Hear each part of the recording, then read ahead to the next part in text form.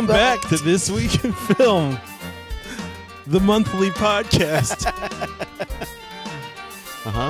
Keep going. I'm Midwest Matt, and this is Nick. Yeah, we're off to a great start. Welcome back to This Week in Film. It's the weekly podcast where we get together once a month and talk about the movies we've seen over the past month. Normally it's every week, but it's the holidays and times are tough. But when we say we get together and talk about it, this time we really mean it. Midwest Matt is in person. Welcome back to Delaware, Matt. Thanks. It's good to be here, Nick. You're East Coast Matt this week. Oh, cool. I'm more aggressive and impatient with my driving. Well, happy holidays, Matt. And happy holidays to you, Nicholas. It's good to see you. It's good to see you too. Good that we went out to dinner earlier tonight. It was very romantic. It was. And shout out to Zelda. Ziggy the waitress. Yeah. And I guess that'll wrap up our personal talk for that show. Let's get to the movies. We know you're wanting to learn more about us, so that's what you got today. We eat food. Billy likes soda. That's from Billy Madison. Oh, okay. All right, so I'll start things off this week with a movie that took me 2 weeks to watch. Wait, do we want to let them know all the movies we're going to talk about today? That's a great idea. We usually do that. We usually do. I'm all out of whack because you're looking at me. Sorry, I didn't mean to stare at you with the baby blues. Yeah, crystal blue eyes. I'm sorry, the crystal blues. I'm going to discuss two movies this week. Mrs. Claus from 2018, and keeping with my Christmas theme, the Christmas Chronicles from 2018 as well. Oh, wow. I've been hearing lots of stuff about how that movie exists. Yep, it sure does. It sure does. And I've got 4 movies to review. Oh, right. So I'm going to be sharing a little bit about Harry Potter and the Chamber of Secrets. I'm going in order. A movie called Life After Beth. Oh. One of my personal favorites, L.A. Confidential. Oh, excellent. Oh, no kidding. And then, as I'm sure everyone's eager to hear about, the new Spider-Man movie, Spider-Man Into the Spider-Verse. I'm disappointed that I did not get a chance to see it. I was supposed to see it yesterday, but we ran out of time. So, that brings me to my first movie, Mrs. Claus from 2018. This is a horror movie, and it was just awful. It was just terrible. And it took us 4 nights to watch it because my wife and I, because our children just kept waking up and we'd have to turn it off. And it is really bad. Matt, since you're here with me, I can show you the poster for it. Kind of spooky, right? There's like a devil-ish looking woman wearing a Mrs. Claus costume. It looks like a demon, a with zombie in a Santa Claus red outfit. eyes. Yeah. Okay, in the movie, that costume is a rubber mask that is poorly placed on someone's head. Yeah. When you say poorly placed, you mean like it doesn't fit? Doesn't fit. Oh. Yeah, like the actor who is inside the... I say actor because they weren't very good at their jobs. Oh. And the person's face was much too small for the mask that they put on her face. Well, not every movie can have the special effects budget of House Shark, you know? It was directed by a guy named Troy Escamilla. You know 2 L's? You know Troy. And so, yeah. Because it could be pronounced like a Y. Yeah. Escamilla. It's true. Who knows? So, Mrs. Claus, where to begin? I know, at the beginning. Okay. This movie starts in a sorority house, and there's some hazing going on. These sorority girls who are 30 years old are hazing this new pledge. That's what it is, right? A pledge. Yeah. They're hazing the pledge to join the sorority, and the movie starts with them making her dip her tongue in a toilet full of pee. Oh. Yeah. It doesn't get better from there. So what happens is they torture this girl, but she still wants to join the sorority because how much did your friends cost this year? Slam against fraternities and sororities. Take that, society. Take that, however many listeners this is. And so she still joins the sorority, and then Christmas time comes around. And at wait, she's wanting to join a sorority and it's Christmas. I don't know. It's a weird time to have. It's before Christmas. Oh, okay. All right. So she dips her tongue into the pee, and sorry, I got a little porky pig on that one. And she licks the pee, and then she thinks she's done, but they have one more task for her, and they pull out this big black dildo. Oh, yeah, and the implication is that she has to use it. And so the girl's like, but you said this was the last task. I might have seen this movie. Was it about 7.5 minutes long and on the internet for free? No. Oh. No, that was a different movie. Okay. Better actors in that movie. And probably the same quality of teeth amongst the actors. I see. And so the implication is that she did it because she joins the sorority, and then it's Christmas, and at Christmas time, is that like Chekhov's dildo? I mean technically because it shows up in the next scene. All right, keep going. And so the next scene is Christmas, and they're all opening presents. And the girl who got hazed gives, like, I guess, a Secret Santa present to the head sorority girl. And she opens it up, and it says, like, Happy Holidays on the card. And she's like, Happy Holidays? What is that supposed to mean? And she, it's a weird response at Christmas. She plays up the whole, we say Merry Christmas instead of Happy Holidays. I see. And the girl's like, well, I don't care. It's a card. Get over it. And the girl goes, fine. Well, here's your present. And she hands her a box. And inside the box is the dildo. Oh, no. And that pushes the pledge girl, who's now a sorority sister, pushes her over the edge. And that night, she murders the head sorority girl with a knife. The head girl? Yeah. She murders the head girl, which I believe every sorority house has one. Might have a lot of them. And so she murders her and then commits suicide. Like hangs herself in her own room. Next scene, a year later, the girl who's...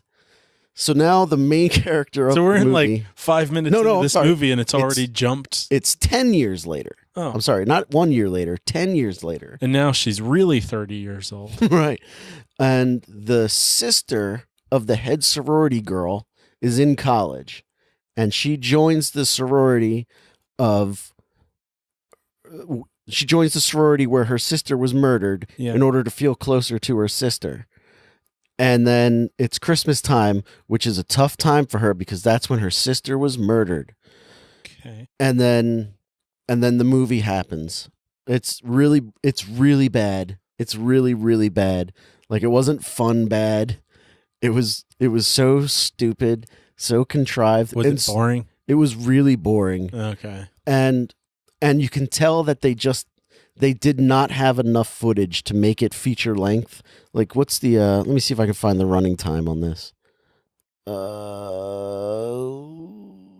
86 minutes, and they stretched it. They stretched every second of footage they had to make it 86 minutes long. Like, there are sequences where the camera does like a pan to the right and like reveals what it's showing. Keeps going, and then it stops, and then it goes back to the left, and then it stops again, and then it pans back to the right. like they used every second of footage. There's one sequence where they kill somebody. Oh, they kill somebody, and the action goes on for way too long. Like at one point they use a garrote wire on this one girl's throat, and like she's like bleeding out, but you watch all of her blood come out of her body. And then at the end she like blinks because she assumes that there's no way they're going to use all of this. Right, yeah. But they use free to blink all now. of it.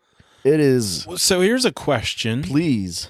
Why is it called Mrs. Claus? Oh, excellent question. I thought so. So the killer Yeah. is running around killing all the sorority sisters one by one, dressed as Mrs. Claus. And she's wearing that terrible mask, and she's dressed as Mrs. Claus. So at the beginning of the movie, you mean, when she kills everybody? No, that's the girl who killed herself. Oh, right. She died. She was just the sorority girl killing the head girl. Oh. Right? So, spoiler alert for Mrs. Claus. I'm going to tell you who the killer was. It's the girl's mom, the girl who killed herself's mom, who knocks on the door at the beginning of the movie. You couldn't see it, listeners at home, but I did a hand knocky. It's very convincing. You can see the door. All of Nick's mime training is coming into... No, now I'm trapped in some kind of box. Yeah. Better use this rope. So her mom mom comes and kills everybody. Podcasting mime is the mime podcast. It's the perfect is my venue new for show. it. This is the medium for miming. So the mom knocks on the door and says, "You girls are responsible for my daughter killing herself 10 years ago." And the sister is there, and she's like, "Your daughter killed my sister. You're out of your mind." And at some point they call each other ho ho ho's, right? Somebody makes that joke. Okay. Yeah. I would assume. I think it might be the jock character. And so the lady goes, "Well, I'm leaving. Goodbye." And she leaves in a huff. And then for the rest of the movie, you're supposed to be trying to figure out who the killer is. And you're like, well, it can't be that lady. That's way too obvious of a choice. So, like, the people start getting offed one by one. There's like 10 people in this house for this raging party that they have. It's not. By that, I'm assuming there's like 6 people in the basement. I think 4 people in a living room. And there's no music playing, and they're all just sitting around, and they look bored in there. It's supposed to be a bad party, but but they're making it seem like they're having a crazy time. Because at one point, one of the girls takes like a drink, and she's like, "We better start playing some music. I'm really starting to feel this beer. Whoa, it's really going to my head." And it's so bad. It's just terrible. Well, that doesn't sound like anything. Here's the twist. Here's the twist, though. There's a cop, like a campus police officer, who has zero jurisdiction at all. And she shows up, and she just kind of like walks into the house and says, "So you kids are having a party. Well, what about your friend that's missing? Do you know anything about that?" And the guy's like, "No." And she's like, "Well, don't leave the area." Does she point at the camera the way you're pointing at me right now? She might as well have. But here's I'm the getting twist. a sense that this should have been shot in 3D. There's a 3D podcasting. So here's the twist. Yes. The girl's mom is the killer. But at the end, the cop shows up. And you're like, "Oh, man, I thought the cop was killed." The cop is also the killer. And then the cop kills the real killer by slashing her in the head with her machete. Doesn't make any sense, Nope, does it? I'm confused. Sure doesn't. When we're done watching this, actually, we're going to pause the podcast, and I'm going to play it for Matt so he can see it. Please stand by. And we're back. Well, I feel sorry for you guys that you spent time watching that movie. I feel sorry for myself having seen 4.5 minutes of it. Yeah, so what basically he just showed me looked like it was porn acting, but like without the porn. I don't think they could afford actual porn stars. So it's somehow below porn. Below porn quality. Yeah. Huh. Yeah. So that's really all I have to say about Mrs. Claus. Check it out. Don't. So Matt. Yeah. you've saw quite a few movies. Yeah, we should probably get some of those out of the way, since what you've seen was the other Christmas movie you watched is apparently quite popular. Right.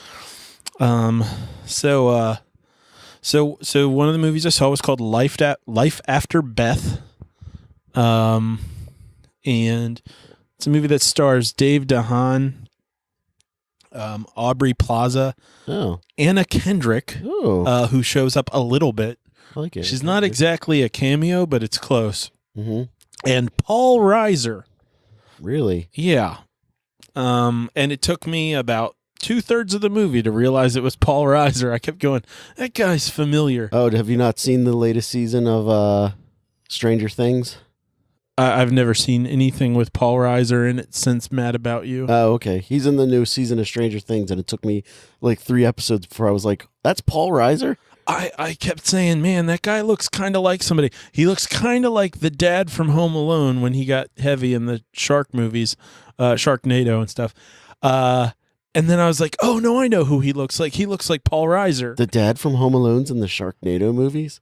Yeah. Oh. He passed away, by the way. But anyway.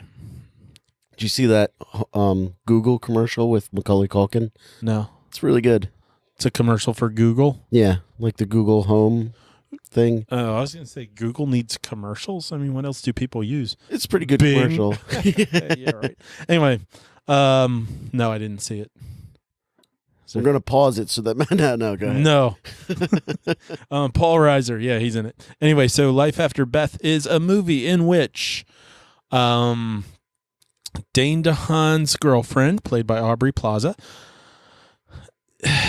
Well, okay, so you don't exactly know what's going on, and I don't want to spoil too much, but I guess there's just no way around it. Mm-hmm. Plot-wise, she gets bitten by a snake when she's out for a hike and dies. Mm-hmm.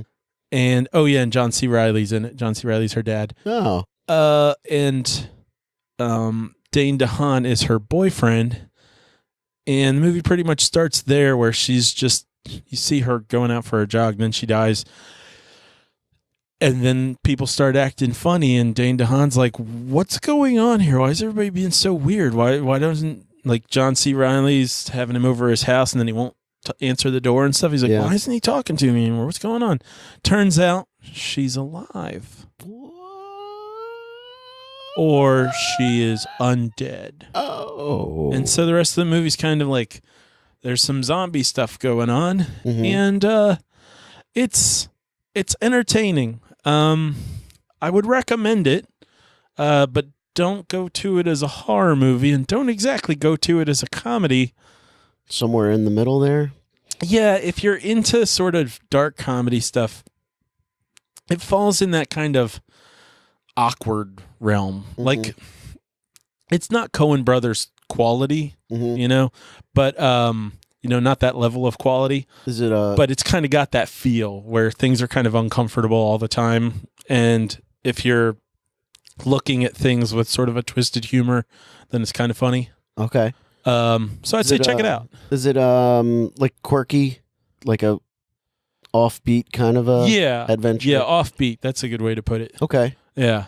And I mean, it is funny. There are definitely this is old. It's couple from times 2014. Yeah. Oh. Couple times that I laughed out loud. So okay. And that's a pretty good sign for me, because if I laugh out loud once in a movie, that means I think it's pretty funny. So that's really all I got to say about it. Other than that, I mean, it's like you got to see the jokes themselves. So okay. Charming, offbeat. Check it out. Okay. All right. Life After Beth. Yes. Sounds interesting. Yeah. Yeah. What else did you see? I also saw Harry Potter and the Chamber of Secrets. That's the second one, right? That is the second one. And for most people, you might know this as the Harry Potter movie that nobody likes. And what is this one about? This one is, I know it's about the Chamber of Secrets, but I can't remember. This is the one in which that kids are they're getting petrified all over the school, and the threat is that the heir of Slytherin, who is like this old evil one of the 4 founders of the school, that he has some sort of monster that is somehow allegiant to him, and it's or allied with him or something like that. Mm-hmm. And it's somewhere in the Chamber of Secrets, and it must be out there like petrifying kids, trying to kill people. There's a diary involved, and Harry's is this Tom Riddle? Yeah. Okay. Yeah. Spoiler alert on that. So it's kind of a mystery. I'm going to spoil of these movies. I'm going to spoil Harry Potter 2 from 2002. The Tom Riddle thing. Yeah.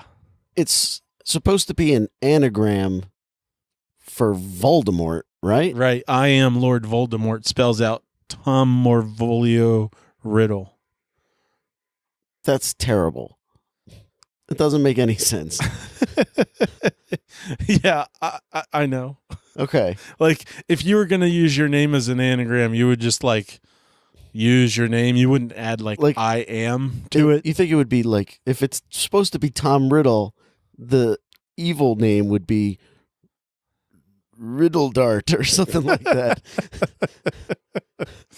Like, when you're trying to come up with your name like Voldemort, you would come up with something that uses only all of the letters. You wouldn't have to add I am. That's got to be the one thing about the one major thing about these books that I've never understood is how they figured out that Tom Riddle meant Voldemort. And I've read the book and I've seen the movie and I'm still like, that doesn't make any sense. They don't figure it out. They don't? No, he tells him. Voldemort tells... Oh, is this the one where Voldemort's head... He comes out of a book. What's the one where his head is coming out the back of the other guy's head? That's the very first one. That's the Philosopher's Stone. Oh, okay. Or the Sorcerer's Stone. Is that where the room's being guarded by the 3-headed dog? Or is that this one? That's the first one. Okay. This one's the one with the giant snake at the end. I don't remember that. And there's a diary, Tom Riddle's diary, and to be honest with you, like I've seen these movies so many times. I've listened to the audiobook so many times. Like it kind of blends together. Uh-huh. But I definitely remember having seen it before I read the book and going, this makes no goddamn sense. The end of this movie is jacked up, and I know it's trying to explain itself, but it's doing a really shitty job, and I think that's why nobody likes this movie. I actually do kind of like the story in the book a bit more, and the whole Tom Riddle thing, it just works better in the book. Like at the end, I was like, at the end of the movie, I was like, I don't really know what just happened. Like he came out of a book, he was in the book, the book's Voldemort? What? Mm-hmm. And of course, this all makes more sense when you've, spoiler alert for all of the Harry Potter movies, when at the end you understand what Horcruxes are and that like Voldemort put a piece of himself in the book, right, to sort of store it in a way. Safekeeping. Yeah, but that's not really included, because they're not really supposed to know that stuff when this happens. And so it sort of makes sense that it's not quite clear what's going on. But in the book, even without knowing about the Horcruxes, it does make more sense. It's like, oh, I get what happened here, even if I don't get the implications of it. Whereas the movie, it's just like, what? So is that how Voldemort's able to come back after he was destroyed, is because of the Horcruxes? Not really, to be honest with you, because the him who comes back isn't a Horcrux. The him who comes back is just him. Stop saying him who comes back. But I think that actually is a pretty good point. And I'm going to have to bring this up with my friend Heather, because I like to test her with all my Harry Potter issues. Anytime I find a something that doesn't line up, I'll send her a text, or I'll give her, if we're hanging out, I'll just talk with her about it. I don't think I've ever given her a call to talk about Harry Potter, but let's call her right now. Yeah, good. I'll throw these things her way, and then she'll answer them. I always lose. I always lose, and I enjoy it because I get my snarky critical side just gets smacked down every time. She's got an answer for everything. But you just gave me something. Okay. And that is, why isn't it a Horcrux? Why isn't he coming back in Horcrux form? Right. when he's just him. And how are the Horcruxes supposed to wake themselves up anyway? And why didn't they wake up on their own? Did he even die? No. He tried to kill Harry and he got zapped into the negative zone. Yeah, he doesn't go to another dimension or anything. He just doesn't. He becomes less than the meanest ghost, to quote the books. And then he comes back on the back of some guy's head. And then he doesn't. So the book's not him. That's a Horcrux. He's not even in the third movie. And in the fourth movie, it's Ralph Fiennes. Well, he starts out as like this gross fetus thing. Uh-huh. So I don't know where that gross fetus thing was hanging out these, let's see, 11, 12, 13 years. 14 years. Yeah. But then the fetus gets turned into like full grown, I almost said Ving Rhames. That's not right. That would be awesome. He gets turned into, that would be awesome. I want to recast Harry Potter as Lord Voldemort, Ving Rhames. Motherfucker. No, so yeah, and he's with a spell and stuff. He get and like sort of a potion-y conjuring thing. They bring him back to full size, but there really is no explanation for like what that fetus thing was doing between the first movie and the third movie. Okay. So anyway, coming back to the second movie, right? So there are a lot of things that I noticed this time watching it because I've never watched it for the podcast before, and I'm like trying to take it as just its own movie, kind of like I never seen it before. There were some things that I did pick up on that were kind of strange. Okay. And overall, kind of the feel of it was weird. It felt like a Disney show or a play.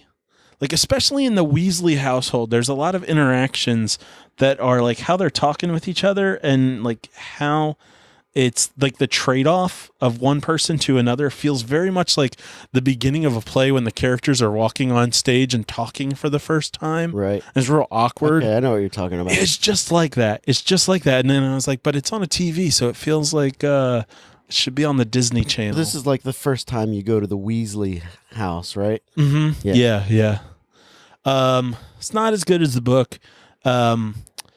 Now, this one thing really shines for me now that I've been listening to that binge mode podcast that I mentioned before. And that's that Mr. Weasley has not learned a goddamn... He's supposed to be an expert on muggles. And he just doesn't know a goddamn thing about muggles. He asks Harry some of the stupidest questions where you're like, this is your specialty? You should be fired. I think that's the joke, though. Is it? Yeah, I think the joke there is that he's supposed to be the expert on it, but he doesn't understand any of it. I always just kind of got it. I don't know. Smart people get the joke. Shut the fuck up, Nick.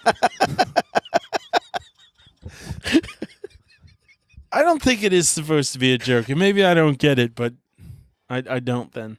Because Mr. Weasley's supposed to be... He's kind of like a guiding principle for Harry in a lot of ways. Like he's one of the few figures that shows up that's sort of a parental figure who doesn't die. Spoiler alert for parts 5 and 6. And Mrs. Weasley too. But like, I don't know. Maybe you're right. Maybe it is supposed to be a joke.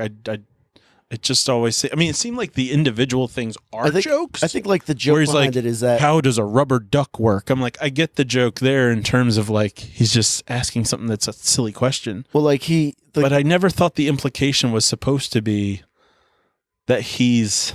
I think it's more along the lines of he's just not very good at his job. Where like he takes something from the Muggle world and rather than asking someone, hey, what is this thing? He just tries to infer what it is by like using it. And to hilarious results. Yeah, okay. All right. See, tell you what, I'll check with someone who is an expert, my friend Heather, and I'll get back to you. She's an expert on Muggle things? Yeah, she's going to listen to this episode of the podcast because I'm going to make her. All right. And then I will let you know whether you're right or wrong. Okay. Seeing as how I'm usually wrong whenever I check with her on something. You're probably right. But there are some things that did stand out as really great in this movie.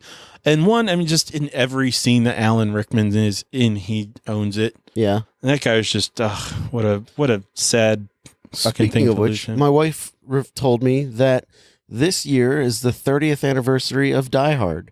Speaking of Christmas movies. I think I saw something where it was in a theater. Oh, yeah? Recently. I think so. Oh, I would have liked to have seen that. I've never seen Die Hard in the theater. Yeah, me neither. Yippee-ki-yay. Also awesome in this movie is Kenneth Branagh. Oh, really? He plays... No, he didn't direct this. He plays... this one is Christopher Columbus directed, right? Yeah, I think Christopher Columbus did this one too. Kenneth Branagh plays this really douchey, very full of himself and incompetent wizard, Gilderoy Lockhart. And man, he's just chewing up the scenery, and it's great. Draco Malfoy does not yet look like Eminem. I think that'll happen in the next movie. Puberty still hasn't taken him. Yeah, in the next movie, he's going to look very, very Slim Shady. And yeah, so this movie's just kind of like a kid's murder mystery with a crappy climax. But, I think probably for kids, they're not going to care. Mm-hmm. And it's got the most painful ending. Like, these movies are corny. Mm-hmm. At least the first couple years. But, like, the ending of this movie's so... Like, I don't mind cheese, but man, it's so cheesy. And like Harry Potter's just going up to Hagrid, the big giant dude, and he's like, "It's not Hogwarts without you, Hagrid." And then everyone claps for him. And I'm like, man, just cringy. I just want to vomit right now. Yeah. So anyway, that's Harry Potter and the Chamber of Secrets. All right. We're going to leave Harry Potter corner. Yeah, this will be a recurring thing. I get the feeling we're going to be coming back real soon. Oh yeah, you got 6 more installments of this shit coming. All right, and then since that movie came out around Christmas time in 2002, I'll talk about my second movie called The Christmas Chronicles. Do you want me to do LA Confidential before you do that? I do not. No? Okay. No. All right. Because I've already started it. All right. So Christmas Chronicles 2018, notable mainly because Kurt Russell plays Santa Claus in it, and only notable because Kurt Russell plays Santa Claus in it. This movie, much like what was the other movie that I watched recently? Oh, much like Venom, where the movie's only good when Tom Hardy's on screen. This movie is only good when Kurt Russell is on screen. When he's not, it's a terrible, like, Hallmark Family Channel movie. Yeah, it looks like a Hallmark movie. Yeah. But when Kurt Russell shows up, man, is he really good? He is just terrific. He's everything you would want Kurt Russell as Santa to be.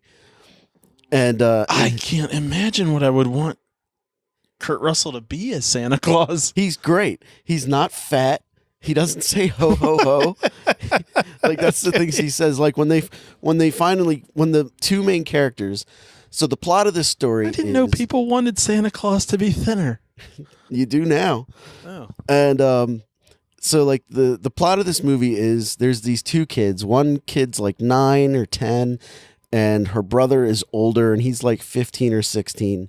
And their father has died. Oh, in like, called it. Yeah. He died in a fire because he was a fireman. And they show it? No, they don't. And they don't even really tell you that he died, only that he tried to help those people, and he's not here anymore. He tried to help those people by burning down their building. Yeah. He's one of those firemen that start fires to be a hero. And, but he, so the dad is dead, and this is what you're supposed to assume is the first Christmas without him. Does this take place in the same universe as Jack Frost? Maybe. All right. I'm in. So the characters are all like in different places at this Christmas time. The daughter's trying to recapture Christmas magic, but the dad was the guy who was really into Christmas. Like, he decorated the house and he went all out for it. And the daughter's like, "Oh man, can't Christmas just be like it was when Dad was alive?" And the mom's like, I don't know. I got to go to work. And so the mom's like, hey, big brother, you got to watch your little sister. And he's like, okay, Mom. How old are these kids? In real life or in the movie?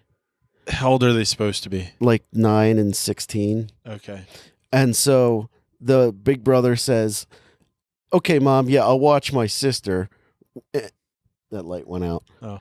And the mom goes, okay, bye. And as minute she's gone, the brother's like, all right, I'm going out. You're staying here. And the sister's like, well, I'm going to follow him. And she follows the brother, and he's stealing cars. He's like, that's a twist. Yeah, he's stealing cars. And so then like that night, she's like, for whatever reason, on like one of their videotapes, they spot Santa delivering presents. And they go, oh, well, we can try and capture Santa. Wait a minute. Hang on. Yes. Hang on. Yes. One night? So, like, there's another night where Santa delivers presents that's not Christmas Eve? No, you're right. One specific night, which was a Christmas Eve in the past. Okay. And so anyway, they come up with this convoluted plan to try and capture Santa. And the brother's like, whatever, let's just get this over with. And so then, like, they find Santa. Long story short, they find Santa. He's real. And they find him. They don't just trap him in their chimney. No, because Santa moves so fast. He's like in and out, and they go outside and they jump into his sleigh, which is like hovering above the street. And then while they're in the sleigh, Santa's like, all right, on to the next neighborhood. And then they're like, ah, and Santa's like, what the hell are you guys doing? And he loses control of the sleigh. He loses his magic bag with the presents. How are they going to trap him? I don't know. Because it sounds more like they did not think they trapped they've themselves. got a video camera. They've got a video you mean camera. Capture him on film? Yes. Yeah. It's not trapping him. Okay.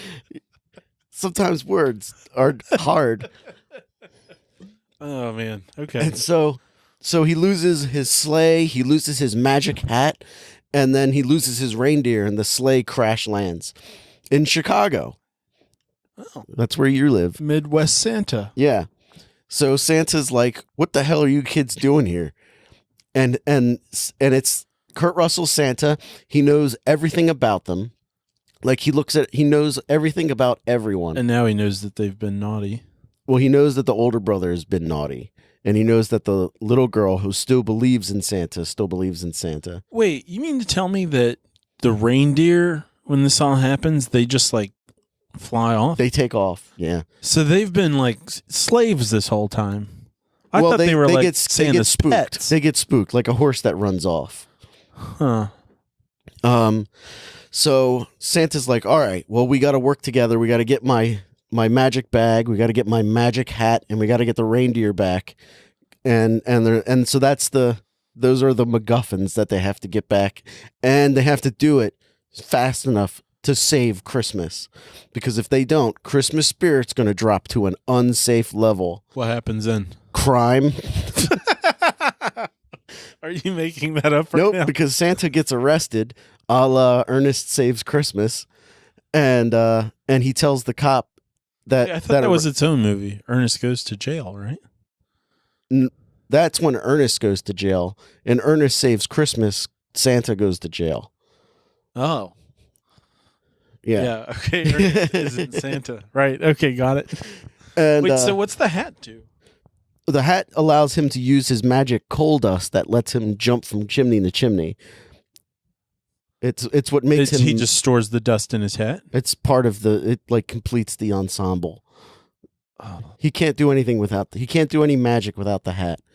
Or so he says.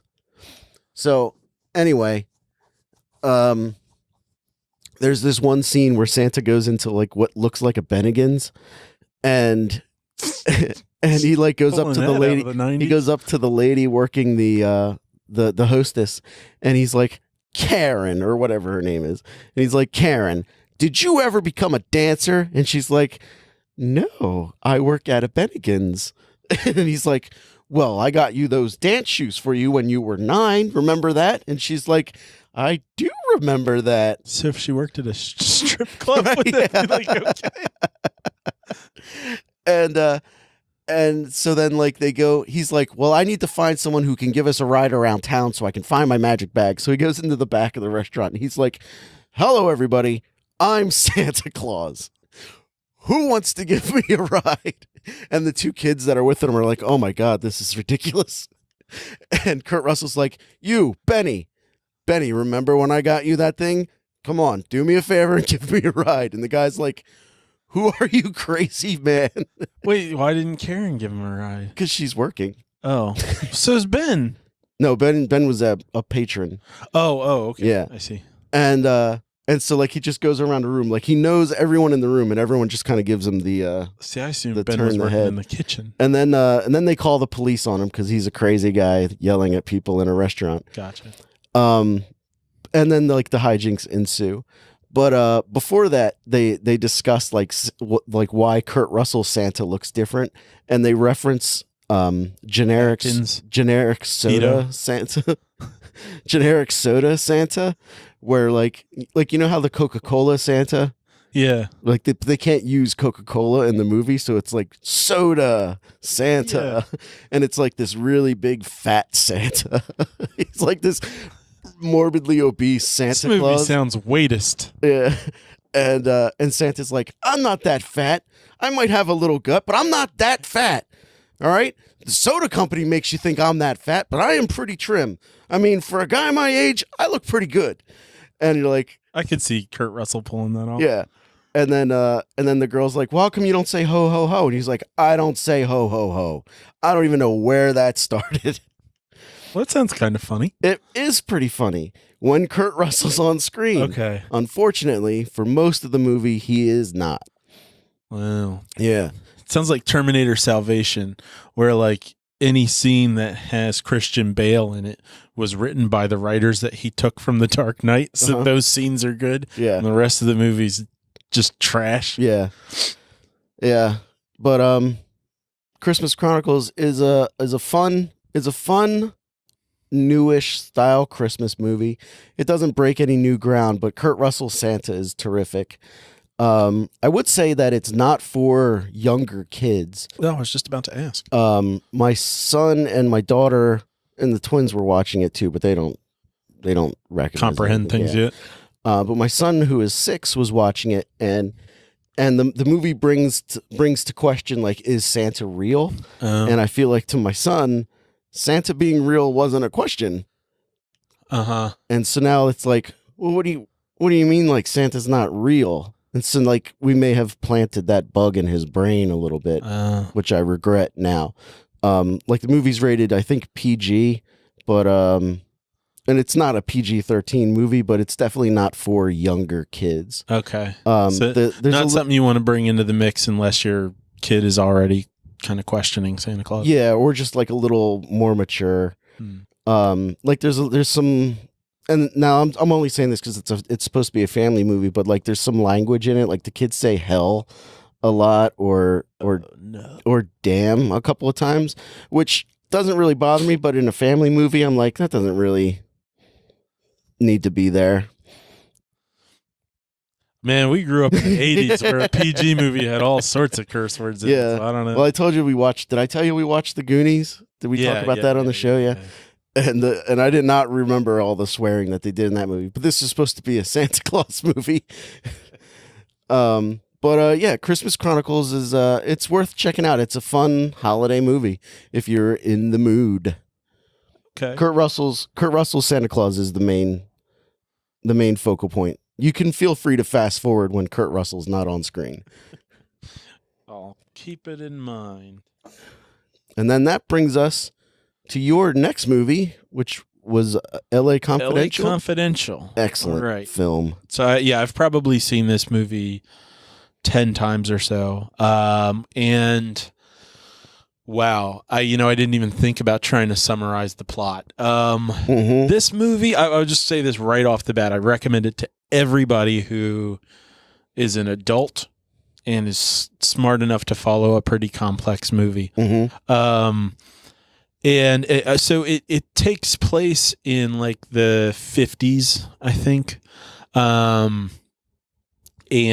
it's got like 1950s Hollywood. Yeah, it's this whole Hollywood tabloid sort of thing. Like that's the feel of it. It starts out with a narration by Danny DeVito that's like perfect. And he's a tabloid guy talking about crime in the city. And so it's kind of a crime mystery with lots of, it's got a huge ensemble cast. And it's just so smart. I mean, this movie is like perfectly put together for you to have a mystery that comes together in pieces and in pieces that every character is involved in. So like everyone's got something that they're doing. And while they're each figuring things out and they all are coming together, it's just a really good experience as a viewer to be able to see those pieces come together. And like I said, I've seen this movie a bunch of times, but every time I watch it, I enjoy it even more. Yeah. And I get to put those pieces back together every single time. And it just, each time I get more and more impressed with how well it is just arranged. Like the story is perfectly written. And you get to see some like character arc stuff. So it's great character arcs. Yeah. It's really the plot that's got like, that's the heart and soul of the movie, but the characters aren't just moving pieces, bringing the plot together. They're interesting characters. The acting's great. You've got, Guy Pearce and, Russell Crowe and like I said, Danny DeVito, James Cromwell, and Kevin Spacey. And even though he's a perverted asshole, like he does a great job in the movie. Kim Basinger. Yeah. Okay. Well, I was talking about the good acting. See, I think she's great in the movie for the 5 minutes. The 5 minutes that she's in it, she won an Oscar for this movie. I know, and it's fucking confusing because everybody else in the movie should have. That's when I learned that the Best Supporting Actress award goes to the actress who was in the movie the least amount of time. Well, that's she's not in it a lot. I don't think she does a very good job. But you know, we can disagree on that. The rest of the people really do, and I doubt you'd disagree on that. I think that the casting in this movie is excellent. Yeah, and you get to see people kind of like work together, and everyone's kind of the way they're coming together. It's all kind of against their will. Yeah. Like nobody's just eager to work together. Everyone hates each other. Yeah, and at the same time, like the bonds they build and the reasons they do work together and stuff, it really makes sense. It doesn't feel forced at all, and yet there's so much change going on throughout the movie. Yeah. I can't say enough good stuff about this movie. The thing that I think I really like most about the movie is that there's no one in the movie who's like the good guy. Like everyone has like their major flaws. Like even Guy Pearce's character is supposed to, he's like the goodest of the guys. And even he like they paint him as this opportunistic, ambitious young go-getter, and it's true. He's like, yeah, I want to be a captain as soon as possible, and detective as soon as possible, and I will do anything and step over anyone to get there. And, short of breaking the law. Yeah, I was going to say, it's true that he is opportunistic, but at the same time, he's also very idealistic, and not in a bad way. He's very like, I'm not gonna screw the law for the sake of the law, right? And as he finds things that even would get in his own way, he's still true to that, right? So you're right, he is the most good, right? But he's still a flawed character, and you see him do some things where you're like, oh man, that was a dick move, right? Like even Kevin Spacey, like he doesn't really do a lot of bad things, but he's not, his character like goes through that arc where he like tries to become a better cop. Yeah. Like he's really into being like famous. Like he loves the glamour side of being a Hollywood cop. Yeah, he's sort of not a research assistant, but like a person on the set who there's like a police show, and they ask him like he's a procedure guy or what do you call that when someone's there to like be the expert on the thing they actually do, and you go like, hey, we want to have the cops do this. Would that make sense? And you go, yeah. Yeah. Because I'm actually a cop. So, right. Yeah, I forget what that's called. Yeah. Listeners, tell us what you think it's called. Yeah, but he goes through a bit of an arc just of going like, I forgot about meaning, in this job actually meaning something. Uh-huh. And there's one thing about this movie that I didn't actually really appreciate until this time watching it. And I got to have the joy of seeing my girlfriend watch it. She had never seen it before. Oh, really? Yeah. And much to her credit, she it wrapped up, and I was like waiting for her to ask a question or two, and she's like, nope, I got it. And I'm like, really? The whole thing? She's like, yeah, I got all of it. But one thing I really noticed this time that I just never really appreciated how great it is before, the finale is a really good action set piece. I agree. The only thing that I don't like about this movie, I agree that is part of action. I don't like the end of the movie. Like all the last 10 minutes, like when we've both seen it, so we're allowed to do spoilers. So spoilers for LA Confidential. Go see it. See it and skip ahead 30 seconds if you don't want anything spoiled. Yeah. So the real bad guy of the movie is revealed to be James Cromwell. James Cromwell is like a dirty cop, and he's like the head of the crime stuff. He's moving into the crime vacuum, right? As he has all the criminals taken out illegally. And so, I feel like that turn is done really sloppily. Yeah, I don't like it. Like it's just out of nowhere he turns on everyone. When the minute that they turn on Danny DeVito, I think is when the movie starts to go a little south. Man, I don't feel that way at all. I get what you're saying. That's where the reveals start happening. But I feel like once you know where it all goes, you can see it all in there already up to that point. Yeah, I just feel like they were like, we don't really know. We kind of know how we want to end this, but we don't really know how we're going to get there. So let's just reveal James Cromwell to be the villain now. Watch it again this week, and I don't want to say you're wrong, but I feel like having just watched it and watched all those pieces come together, I feel like that's all there. They did know exactly where it's going, and that's why every little detail that goes up to that point is what it is. I also think that Russell Crowe should have died. Spoiler alert! Russell Crowe, I think that's fair. Should be dead, and I think that that scene at the very end where he's in the car, and he's like, a little dumb. I'm alive. Yeah, I'm alive, viewers. I'm gonna go off with this woman that I savagely beat a day ago. He punched her. Yeah, I mean it's pretty savage, I guess. I mean back then that was called a love tap, but but he But you think he should be dead?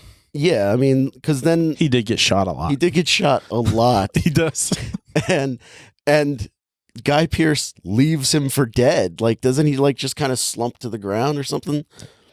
Well, no. I mean, he gets shot, and you think he's done, and then he shoots someone else, I think, and then Guy Pearce is. They do think he's dead. James Cromwell and Guy Pearce both walk out of the house. And then he shoots James Cromwell. Okay.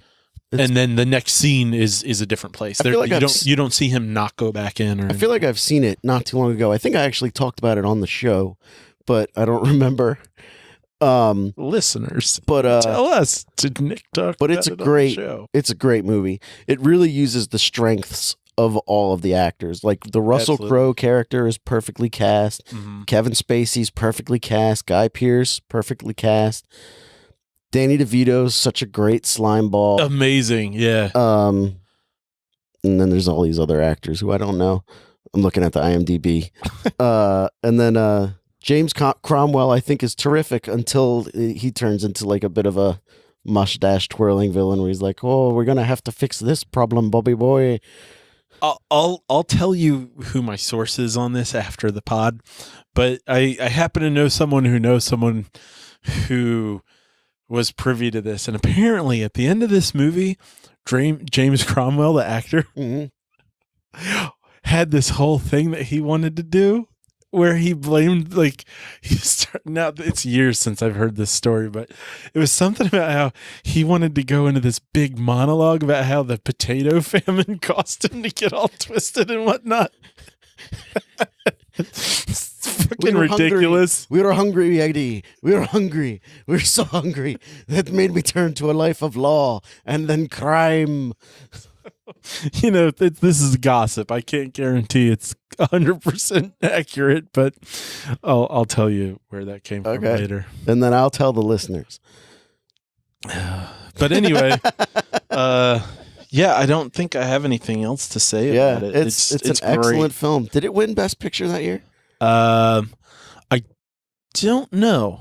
It says it won 2 Oscars, but it doesn't say which ones. Let's see.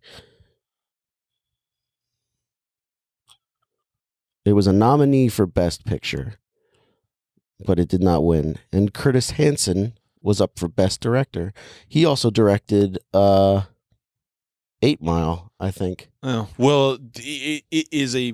Oh, man, I mean, I already said it's really well put together, but it's also like, it's a decently long movie that just speeds along. Flies along. The pacing of this movie is incredible.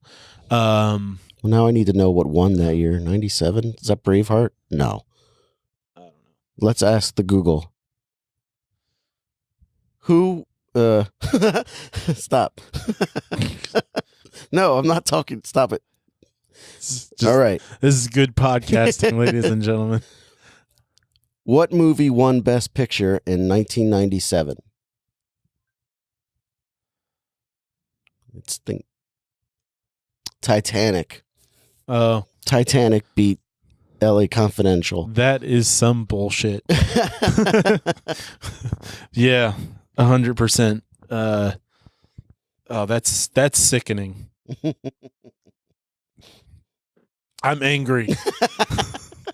That's fucking no. crap. Don't take your anger out on me, Mr. Simpson. That's such bullshit. Oh my god. Okay, listeners, go watch LA Confidential, and if you like Titanic, then honestly let us know afterwards which one you think is a better movie. And you can pick the Best Picture of the year, 2018. Yeah, retroactively. Yeah. Let's correct some things here. All right. So that brings us to the next movie.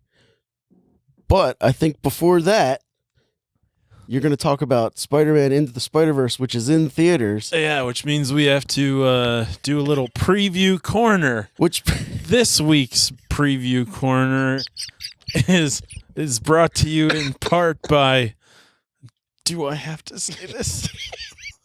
The Big Ticket, who is our sponsor for this week. And just for you, Big Ticket, here are the previews I saw before Spider-Man Into the Spider-Verse. Oh my god. Okay. So the first one I saw another preview for Ugly Dolls, and I literally have nothing to say. Yeah. Then I saw any updates on the Coca-Cola front? Yeah, you know what? This one didn't have Coca-Cola. I mean, it had some sort of Coke commercial, but it was just something that's always in there, like the have a popcorn and a Coca-Cola. No, there's like this one commercial, but it's even there when the guy with the Coke cans there. It's like one of those things where people keep finishing each other's sentences and it cuts to the next person and they finish the sentence where they're like, "Oh, I can't wait to sit down in these seats in the theater. I hear they feel like popcorn." And someone else is just like shouting out stuff about popcorn and they're like, "I hear the aliens in this movie look like pepperoni pizza." And like just cutting from one whatever. Anyway, it's fucking dumb. I'm starting to hate Coca-Cola just from their commercials. But there was no commercial that continued the drama of whether or not people are allowed to drink Diet Coke. Okay. Sorry, Kevin. Let's see. There was a preview for a movie called The Kid Who Would Be King, which is some sort of Sword in the Stone thing that's like it takes place now. But it's got Patrick Stewart in it playing Merlin, but like Really? sometimes the Merlin looks like a kid. I'm not quite sure what the deal is, like, because it seems like one of the kids is supposed to be King Arthur. And I can't tell whether they're supposed to be like an alternate dimension or what's happening. It doesn't look like any of the movie actually takes place in a different time period, but they're wearing armor at some point. Yeah. At some point in the preview, it references Harry Potter, which I think is weird. Yeah. And probably not a good idea because, like, you know, if this isn't a good movie, that's just reminding you that it could have been better. But I will say, if I had kids, it's a movie I would be interested in taking them to. It looks like it would be fun for kids. Okay. That way. Then I saw a commercial for Secret Life of Pets 2.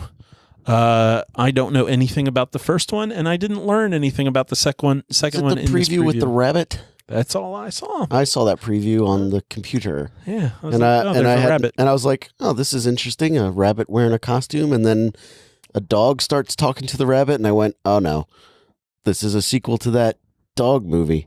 Yeah, and it was. Yeah, I didn't get anything of the plot or what these creatures do with each other or what their relationship is. So anyway, there's gonna be a sequel to Secret Life of Pets. That's all I know. I saw another preview for Bumblebee, and you know, if I could pretend that the other Transformers movies never existed, I feel like I would be really stoked about this because the Transformers look like they should. Well, it's not Michael Bay directed. I'm trying to erase in my mind that the other movies exist, and I don't know that I can do that. But I just found out that the movie takes place in the 80s. Yeah, it's a prequel. Yeah, I didn't know that. Yeah, it's somewhere in the preview. It's like how things began, and even then, it makes it seem like Bumblebee's been on the planet for a long time, even when it starts. So yeah, I don't know. I feel like in the latest movie, they've been here since King Arthur. Right. Yeah. Although I never saw that. I didn't see it either. No interest. Which, King Arthur or The Last Knight? Both? Transformers movie. Yeah. Yeah, after the second one, which Nick and I went to see in the theater together and walked out angry and disappointed, I never went back to the theater for Transformers. I didn't either. And I've only ever seen the third one. I never even watched the Marky Mark one, which was surprising for me because I like his movies. I did see the third one. I think it was on HBO or something, and I had it on in the background while I did stuff. It's so long. It was super long, and I decided I wasn't going to bother with any of the other ones. First one, I still like. I remember when didn't we see the first one together too? Yeah, yeah. And we were both like left it going, that was okay. That's pretty good. Yeah, I had fun. Yeah. I even got it on DVD. And I've seen it maybe twice since then and still kind of enjoyed it. Found Shia LaBeouf more annoying each time, but like he's not still enjoyed the movie of the franchise. No. The problem. Nope. All right. So then I saw a preview for a movie called Overcomer, which is, I think, a terrible title. And I mean, that's not supposed to be perverted or anything. I just thought it was it's not a word. There's so much. Gross. It won't stop. So anyway, here's what I could tell from the preview. There's a young African-American girl who runs and an old white coach. What's she running from? No, she's like a runner is what I mean. What's she running from emotionally? You can't tell. I don't know. And then you don't know what the old white coach is running from either, but it seems implied that he has an alcohol problem. Some past failure of some sort. And that I mean, that's all I walked away from the preview going like, oh, this looks like one of those kind of cliche feel-good movies. So I'm sure the plot is they form a surprising alliance and then overcome things. Then I saw a preview for a movie called A Dog's Way Home. Oh, God. Or Benji the Hunted. What? With a different dog. It's Benji the Hunted? No, it's A Dog's Way Home. Oh, because I heard a while ago they were remaking Benji, and I thought maybe this is... I would bet, and I have no idea about any of this actually, but I'll bet, just based on you saying that, that was this script. Oh, and really? They just changed the name. Oh, okay. Because, I mean, that's what it looks like. They don't want to pay royalties to that dog's family. Well, actually, you know what? Maybe it's not, because I think it's part of a series of books. Because there was that movie that came out like last year or the year before called A Dog's Purpose, where they got into all that trouble because the dog was like being drowned or some shit, and PETA was like, "You're not allowed to do this." Like there was video footage on set of like a dog being thrown in a pool or something inhumane. And I don't think this is supposed to be a sequel to that movie, but I'm not sure. But I know that A Dog's Purpose popped up somewhere in the preview. Does the dog finally drown? I don't know. It didn't look good. And when you see the end of the movie in the preview. Oh. Like the movie is, it also looks like Homeward Bound: The Incredible Journey, but there's only one dog. Although he's friends with a duck? cougar. At some point in the movie, he's friends with a cougar. Does the dog talk? In the preview, he does. Like, does he have like an internal monologue? Or? In the preview. I'm not sure if that's actually part of the movie or if that's just the preview. Because I don't think the dog in A Dog's Purpose talk. I don't know. I didn't see it. I don't fucking know. It got Dennis Quaid in it, so I'm not messing with it. We were talking about that, right? Weren't we? Yeah, okay. Say, yeah.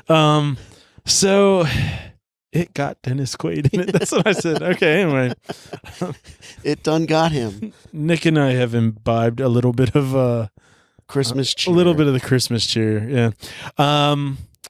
But yeah, you see the end of the movie where the guy who owns the dog who like left it behind. I'm not sure why. But the dog has to run across the country to find its owner. That's what's going on. And you see the guy like turn and look and be like, "Oh my God, my dog." And you're like, well, that's the end of the movie, I would imagine. Maybe that's just the beginning of a... The movie's called A Dog's Way Home. That better be the end of the movie. Maybe the guy who owns the dog just keeps leaving it places, hoping they can get away from the dog. And then I saw a preview for... I'm not done. This isn't even the last one. Lego Movie 2. There was one good joke. I don't remember what it was. But I mean, I didn't have a great feeling about the first one. Then I enjoyed it. So, like, I can't say anything from the preview other than, like, it looked like the preview did in the first one. Like, you're just going to get bombarded with jokes.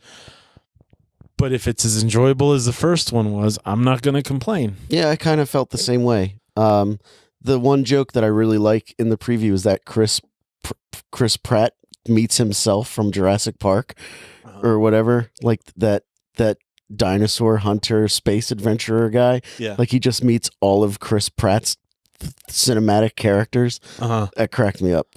Oh, okay. Just that it's happening. Yeah. Yeah, I think there was a line that made me kind of laugh. But, whatever. I think I'll see it because I did enjoy the first one. And then there was a preview for Dragons 2, or How to Train Your Dragon 2. 3, probably. Or 3. Yeah. Jesus. Those are quality movies. I saw the first one and I did think it was decent. I think the animation's cute. Like, I'm like, that's an adorable dragon. I want one. I won't lie. And this one looks like it's about that dragon getting laid. So there's that. And that's it. And what surprised me is the Spider-Man movie. Well, it's a Sony movie, but it seemed like something that I would expect the Captain Marvel preview to be in front of. Yeah. And it's not. They didn't show the Shazam trailer? Nope. I would have expected that there because that's supposed to be more family friendly. Neither one. No. Have you seen the Shazam trailer?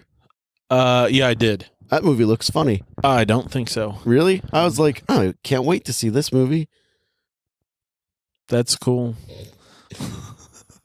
I saw it and was like, I don't really want to see that. I was like, this looks great. Is Shazam Marvel?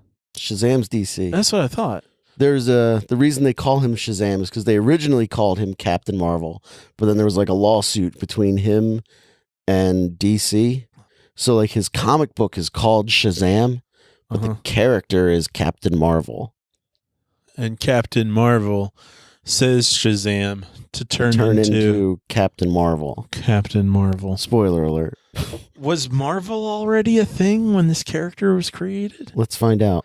Because why the hell? When did Captain Marvel get invented? That's not a sentence. Nope, wrong Captain Marvel. Why would you call your character Captain Marvel if you have a competing company called Marvel? When did Shazam get written? That's bad English too. Oh my gosh. Shazam was created. Captain Marvel for DC was created in February of 1940. So that's like 20 years before Marvel's Captain Marvel. Oh, wow. Well, Marvel's the dick then. Interesting. That brings us to the conclusion of Preview Corner. Brought to you by the Big Ticket. Big Ticket. If you would like to sponsor a segment on This Week in Film, please get in touch with us. We would love to have some of your money. Send us money or a gift card and we'll say your name on the air. You can be a sponsor just like the Big Ticket. And be famous. For all of eternity. That's how the internet works, right? In some cultures, you're not considered dead until your name is spoken for the last time ever. Our rates are very reasonable. You could be permanent. We do have a Patreon. Feel free to be the first person to go to the page. The first Patreon. I went there once. Yeah. And then because I said I was going to Patreon you, or patronize you, or whatever. Yeah. And then I think I was on the show like a few episodes later. Or no, I think that was even in an episode. And then I was like, well, I'm not doing that. Well, feel free to give us money and we'll keep doing the show for free. Like, what kind of taxes would I have to pay on that? I wouldn't even understand it. I donated to myself. That seems like some sort of fraud. If you are interested in supporting the show financially and there's nothing on the Patreon, because we don't offer anything, I don't think. I'll send you a picture of myself smiling. Yeah, Matt will send you a picture of himself smiling. You can sponsor one of our very many corners. And if there's something you wish we would do... Yeah, add a corner. Add a corner for us. We would love to take requests. This show could be a hexagon of corners. That's at least 6. So Spider-Man into the Spider-Verse. Let's see. What? We haven't done an episode in a few times, so this is a supersized episode. A few weeks. Okay, so I saw this movie in the theater. Apparently it's PG. I wouldn't have been surprised if it was PG-13, but I don't think it doesn't seem like it shouldn't be PG. And I really enjoyed this movie. Really? Yes. The humor's really good. The voice acting and the character writing's really good. It looks amazing. And I saw this in 3D, and I sent Nick a text and said, see it in 3D. And I stand by that. I've heard other people say that because it's kind of 3D looking, you don't really need to see it in 3D, and that 2D's like 3D is a waste of money.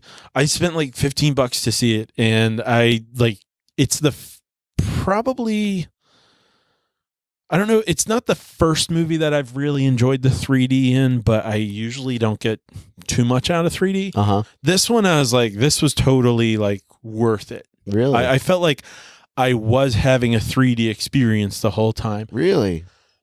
comes with a little bit of cost because I did realize that by the end of the movie, and I think some of this might have been just the visual wear down of it, it feels kind of long. And it's not because the movie's boring at all. Like the pace is good. It's not one of those movies that's funny at the beginning and then just dies out. Although the intro is really, really funny. Like the first few minutes of the movie is fucking hilarious. Oh, really? But it is consistent throughout. I just know that in the last half hour, and I think it's about a 2-hour movie. In the last half hour, I could feel myself going like, I'm ready for this to wrap up. It's not because it's bad, but for some reason I just want to get out of here. Right. And it might have been all the visual stuff. And I don't even know if that's 3D. It's just there's a lot going on the screen. Making you sick, or were you just overwhelmed? Yeah, just kind of worn. Okay. Like it felt like kind of like exercise. Okay. So there is that, but I don't think that I wouldn't have had that if I'd seen it in 2D. It's just there's a lot happening on screen, and the artistry is great. Actually, like the different, there's a lot of style to it, and there are elements that they're just different elements. It's not like there are different styles. There are just a lot of elements to it. Like there's sort of a stop motion-y kind of feel. There are dialogue boxes that pop up on the screen. Because of the different characters, there are some pieces of it that like look a little different, but they're not out of place. Which is kind of amazing. Because there's even one character who's like a Japanimation spider person. Oh, really? And does he have blue hair? She doesn't have blue hair. Oh. But it all still works together. There's a noir Spider-Man. Yeah, it's black and white. I know that's voiced by Nicolas Cage. Yeah. I actually didn't know that, but I thought the character was great. And then when I found out it was Nicolas Cage, I was like, oh, okay. And it does, even though they come from their own universe, they still work. It's done perfectly, really. It couldn't have been done any better. Okay. Each of the characters, and they don't all get a ton of screen time necessarily, but each of them's perfect. Yeah. And I feel like it's a pretty good balance, actually, where I'm like, if you were to tell me I'm going to watch a half-hour show or something, like I'm going to get more of any of the characters, I'd be happy to. Really? But in terms of having it all in a 2-hour movie, they do a pretty good job. And each one, because they do bring something to the table, you might want more of it, but there's nothing where you're like any of the lines they have or any of the things they're doing when they're active are exactly what you would want it to be. Right. So it's not, none of them's like, it is like, oh, well, they're there, but they're not doing that thing that I really like. Right. Anytime they're like, oh, that's pretty cool. Oh, that's pretty cool. It's an interesting way for them to be able to actually put a lot of different ideas into one movie. Okay. So like, sometimes you'll go, oh, well, that was an interesting idea, but they could have cut some of these out because they were just cramming ideas in. Yeah. It's kind of like that, but they all work. Okay. Because there's this venue for them all to be there. That said, and I don't tend to be someone who's a fan of like the multiverse stuff, like whether it's DC or Marvel or whatever, because it shows up in both brands. Right. I don't enjoy the idea of it that much. Now, if you talk with me about like theory and stuff about whether there are multiverses, that's a whole different thing. But as far as entertainment goes, I'm like, I don't care. So it's an excuse to get them there, but it's not a very interesting part of the movie. Right. Fortunately, everything else that is in the movie is interesting. Okay. So I really didn't walk away from this with any complaints. I will say there were times where I was like, this doesn't necessarily feel theatrical in a way. Like it feels at times like it could have been a made-for-TV movie that happens to be playing in the theater. Like when that Batman movie came out and they aired it in the theater for like a week, The Killing Joke. Oh, yeah. That was terrible. Yeah, this felt like it could have been that, but at the same time, it wasn't terrible at all. So go see it. Yeah, everything about it's great. Okay, yeah. I was really hoping to see it yesterday with my son, but we just ran out of time with the holiday stuff, getting ready for Christmas, which is coming.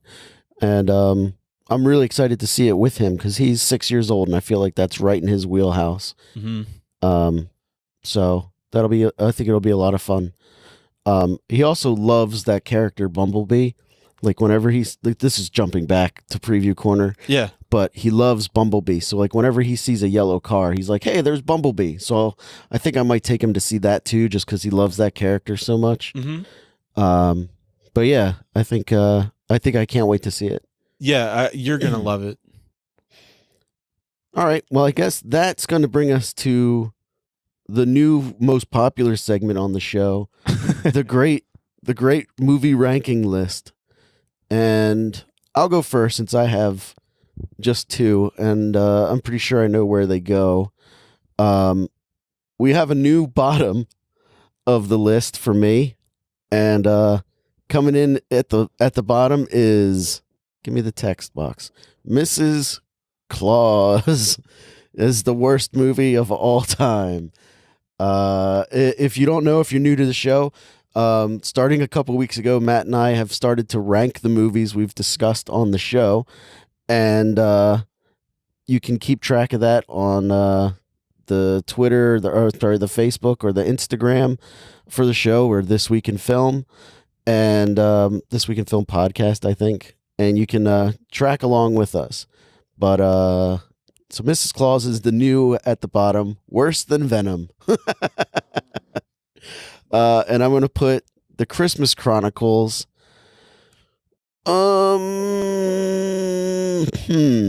feeling like I want to put it below Incredibles 2 and better than Venom. But yeah, I think that's where I'm going to go with it. I'm going to put the Christmas Chronicles at number 11. The Christmas Chronicles. Oh, autocorrect. Thanks. All right. So that brings us to you, Matt. All right. Let me click the check mark that saves everything. Open up your list. And you've got a whole lot of additions to make this week. And that gave me just enough time to figure out where I want to put things, because I forgot about this portion of the show. So I'll go from bottom to top here. So I'm going to put Harry Potter and the Chamber of Secrets into my list just above Fantastic Beasts 2. Really? Okay. Let's see. I'm going to click this button. Harry Potter 2. And I can feel myself getting continually more frustrated with Nick's rules here, because I want to put Harry Potter and the Sorcerer's Stone below both the Chamber of Secrets and Fantastic Beasts. So you're locked in. Yeah. Once we make a decision, we're locked in until we eventually restart the list. Yeah, I can feel the compromise. All right, so I'm going to put Life After Beth in. You know, I was going to put it in below Grabbers, but I am going to disagree with that. I'm going to put it in above Grabbers. I'm sorry. Did you say, I may have made a mistake here. Did you say that Harry Potter was better than Fantastic Beasts 2? Chamber of Secrets? Yes. Yeah. Okay. All right, good. So below Grabbers, but above Fantastic Beasts. Yeah. Great. And I'm going to put Life After Beth above Grabbers. Really? Okay. Yeah. Interesting.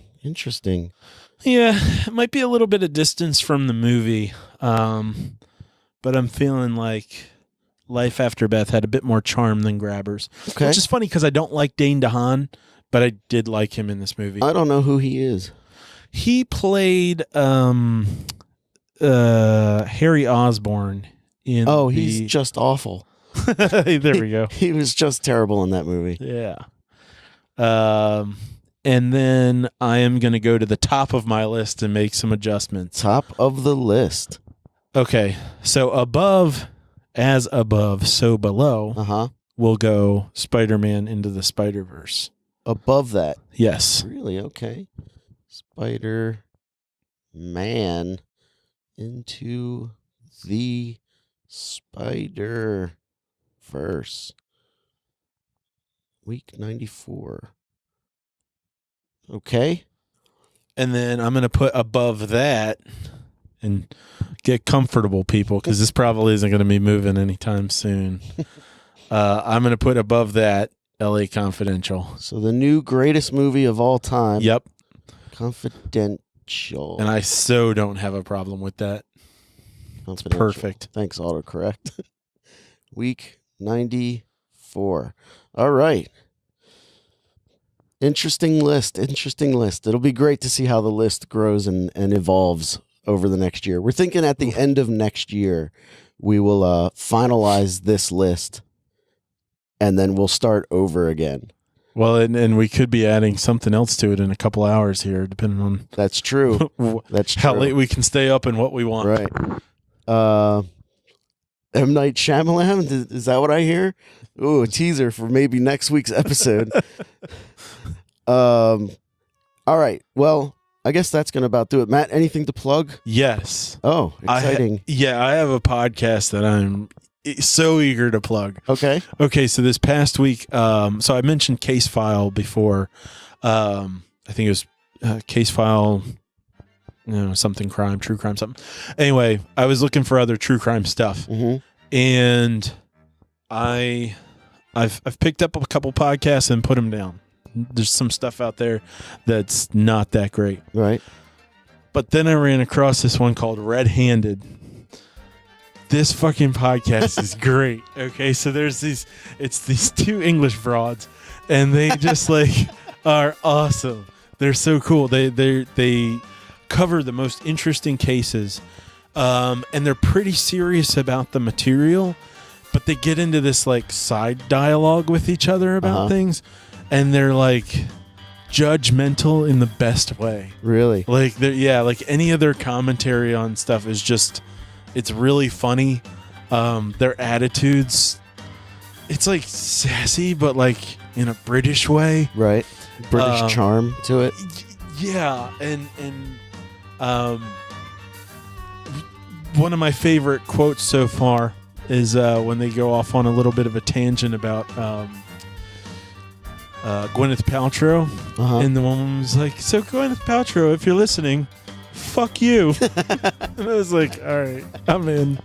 And I just drove out from Chicago to Buffalo, and then from Buffalo to Delaware, and listened to that podcast almost the entire time. Just one episode after another.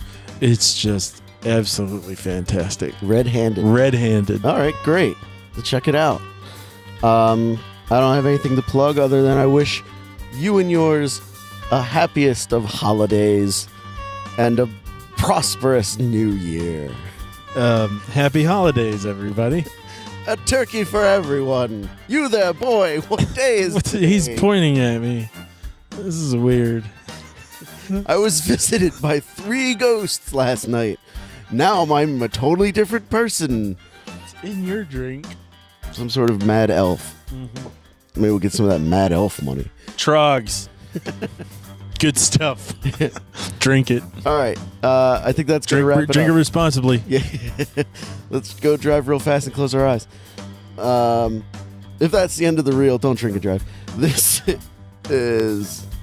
What? The end of the reel. That's the end of the reel. If this is the end of the reel is we'll ended. see you next week in film. Bye. Bye.